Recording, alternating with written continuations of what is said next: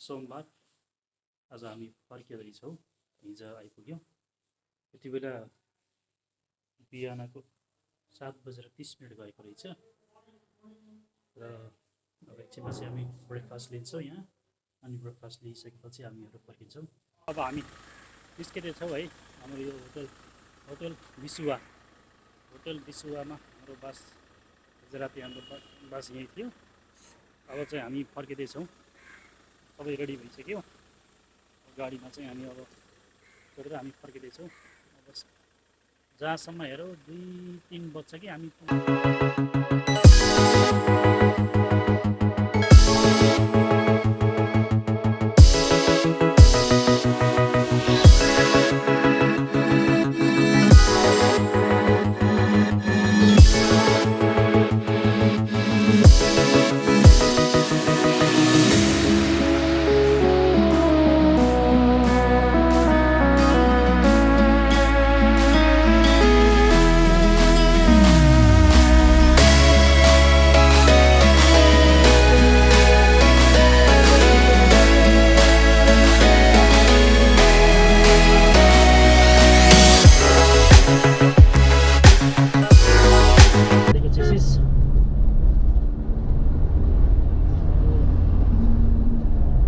यहाँबाट हेटौडा 28 किलोमिटर।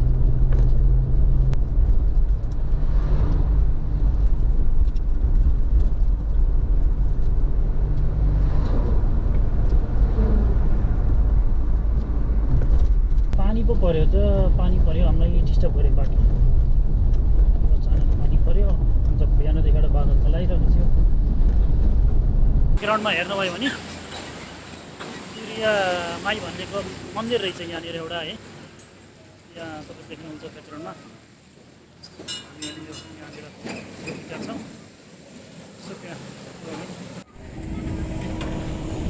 एकदम हाइवे छ। यहाँ गाडीहरू एकदम धेरै हिँडिरहन्छन्।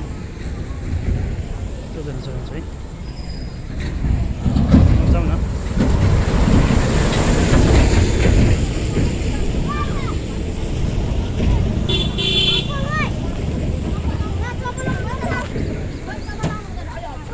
यसरी ट्रान्सपोर्ट गर्दै हुन्छ गाडीमै छ।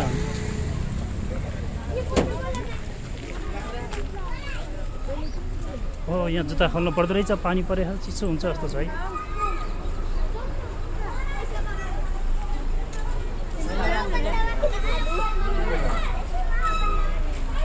घन्टी बजाउँ।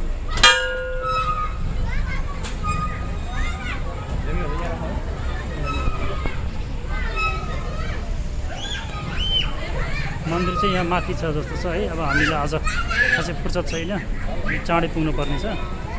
त्यही भएर ढिलो हुन्छ। अनि त यहाँ तलको मन्दिरमा यसो दर्शन गरेर यो तल मन्दिर मात्रै। मन्दिर त यहाँ माथि छ जस्तो छ। हामी चाहिँ यहाँ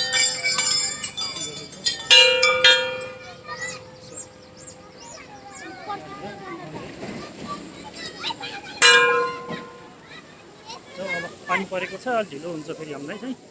पनि पछि कुनै दिन आएर माथि मन्दिर रहेछ त्यो मन्दिरमा जाउँला। ओहो पुरै भिजी। यहाँ बाँदरलाई चाहिँ के दिएछ त्यही खाइरहेछ। कस्तरी खाइरहेछ है।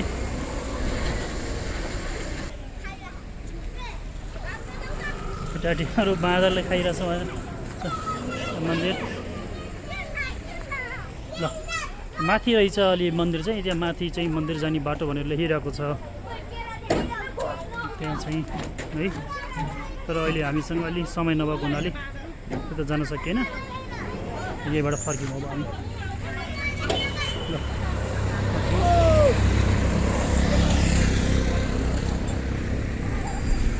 हो यो अम्लेखगञ्ज चितवन पेट्रोलियम पाइपलाइन परियोजना निर्माण हुँदो रहेछ। निर्माण कार्य हुँदो रहेछ।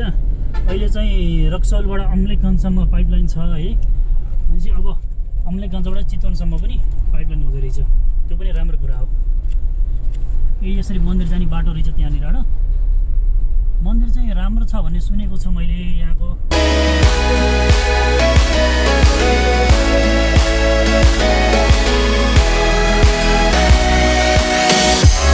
हामी चाहिँ हेटौडा आइपुग्यो अहिले। अब यहाँबाट नारायणघाट 77 किलोमिटर 77 किलोमिटर रहेछ। अब हामी बाइपासबाट निस्क्यौँ है। आज चाहिँ हिजो आउन हामी बजारभित्र छिरेर आएको थियौँ, आज चाहिँ बाइपास दिन्छौँ।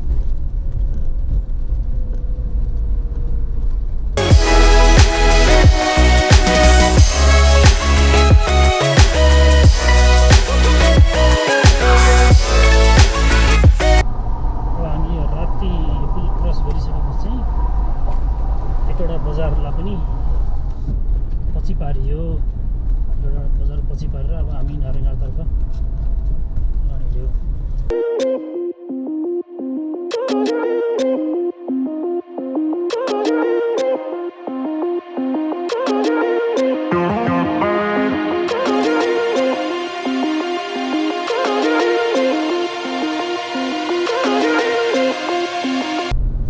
हामी यो मनहरी भन्ने ठाउँमा आइपुग्यौँ।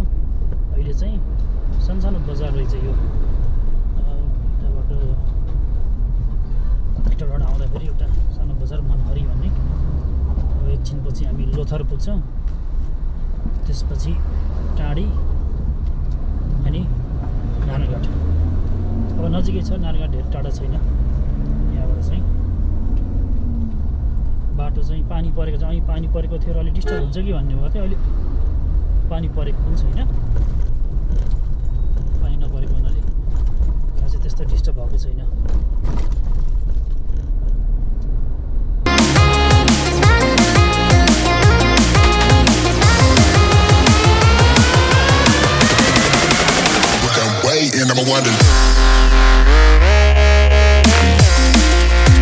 Narayanghat 36 kilometre, Kathmandu 177 kilometre, Pokhara 162।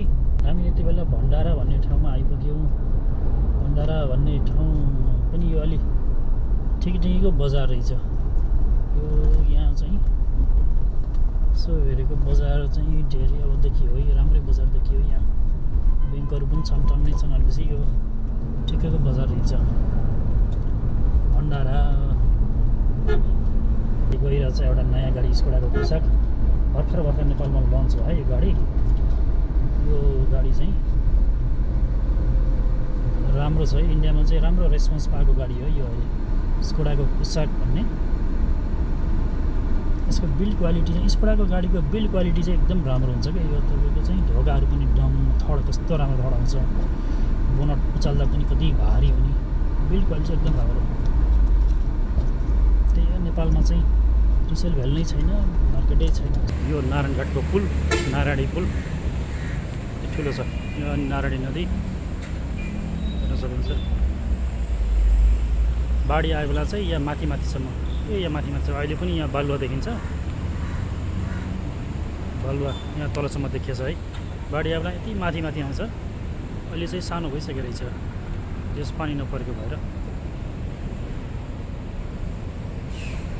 चाहिँ नारायणीको पुल one of the life line, पूर्व पश्चिम राजमार्गको एउटा लाइफ लाइन हो यो पुल चाहिँ। यो पारी चाहिँ पहिरो खसेको रहेछ है, पहिरो खसेको रहेछ यहाँनिर चाहिँ। ठुलो माथिबाट तलसम्म पहिरो खसेको देखिन्छ।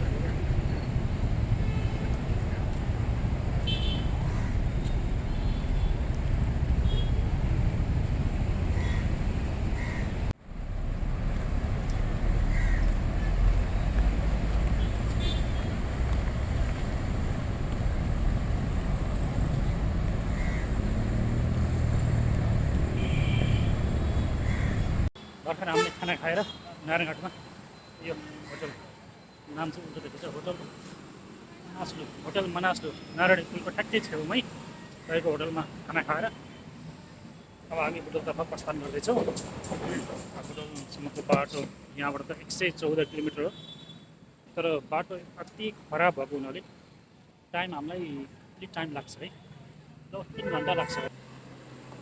नारायणघाट शिव सेन्टर गैँडाकोट मल प्लाजा 10 रुपियाँ फुल गरिदिनु न, फुल डिजल गरेर भर्दैछौँ है डिजल। डिजल पनि चाहियो गाडीलाई, बिना डिजल कसरी हिँड्छ र गाडी।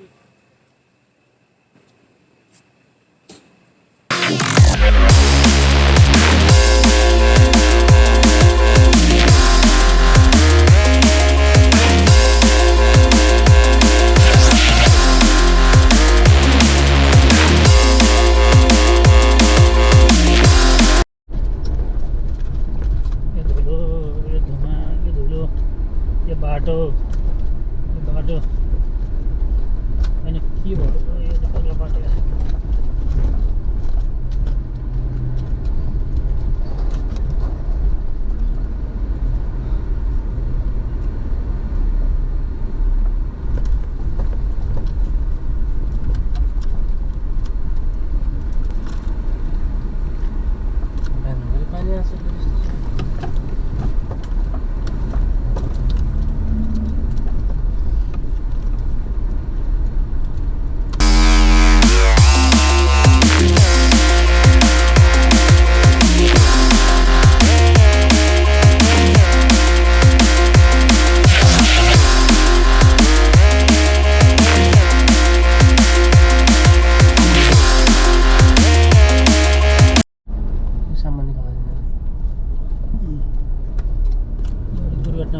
पानी चाहिँ एक्कासी ठुलो पानी पर्यो। अब दुःख होला जस्तो छ है। हामी लब दुम्कीबास दाउनेको उकालो सुरु हुनुभन्दा पहिले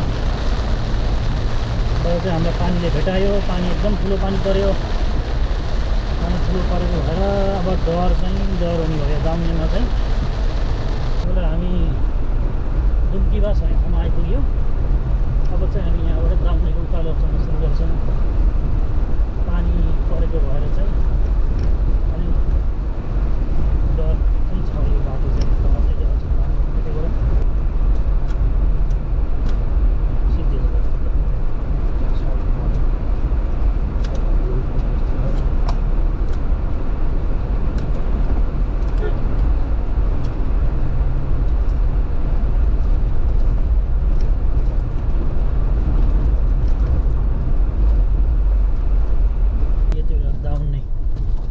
बजारमा आइपुग्यो। दाउने बजार नास्ता खानलाई रोकिने ठाउँ। नास्ता खाना यो बाटो जाँदाखेरि नास्ता खाना रोकिने ठाउँ पुरानै ठाउँ यो पनि। हामी अब दाउनेको ओह्रालो पुरै क्रस गरेर बर्दघाट बजार आइपुग्दैछौँ। पहिला यहाँ ठुलो डाँडो थियो, अहिले चाहिँ सबै डाँडालाई तासेर सम्म बनाएको रहेछ। बजारदेखि डाँडाबाट अहिले झन् एसमोड, यो एसमोड भन्ने दाउनेको चाहिँ सबैभन्दा डेन्जर एसमोडलाई चाहिँ पुरै लगभग पुरै काटेर एकदम राम्रो बनाएको रहेछ। अब चाहिँ हामी यो एसमोड क्रस गर्ने बित्तिकै बर्दघाट बजार प्रवेश गर्छौँ। हामी बर्दघाट बजार प्रवेश गऱ्यौँ।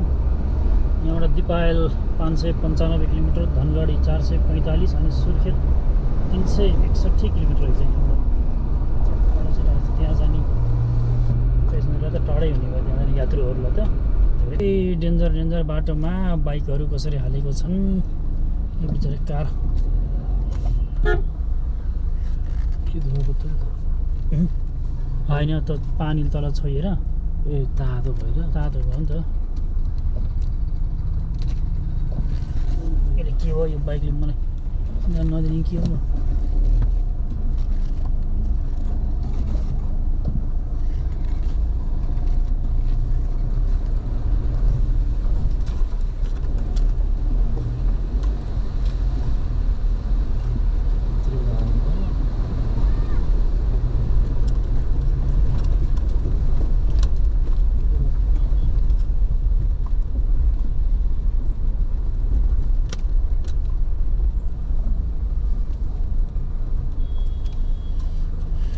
जमेश्वर महादेव जाम भयो तपाईँ यहाँ।